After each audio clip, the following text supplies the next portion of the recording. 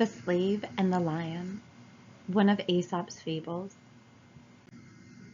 A slave ran away from his master, by whom he had been most cruelly treated, and, in order to avoid capture, betook himself into the desert. As he wandered about in search of food and shelter, he came to a cave, which he entered and found to be unoccupied. Really, however, it was a lion's den, and almost immediately, to the horror of the wretched fugitive, the lion himself appeared.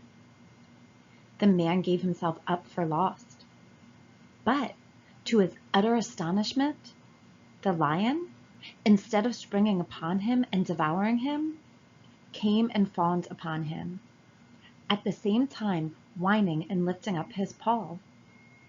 Observing it to be much swollen and inflamed, he examined it and found a large thorn embedded in the ball of the foot. He accordingly removed it and dressed the wound as well as he could, and in course of time it healed up completely. The lion's gratitude was unbounded.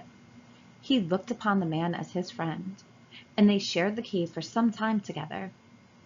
A day came, however, when the slave began to long for the society of his fellow men, and he bade farewell to the lion and returned to the town.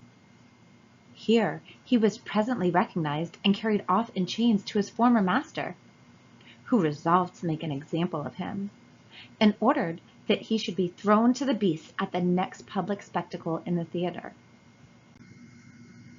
On the fatal day, the beasts were loosed into the arena, and among the rest a lion of huge bulk and ferocious aspect. And then the wretched slave was cast in among them. What was the amazement of the spectators, when the lion, after one glance, bounded up to him and lay down at his feet with every expression of affection and delight. It was his old friend of the cave.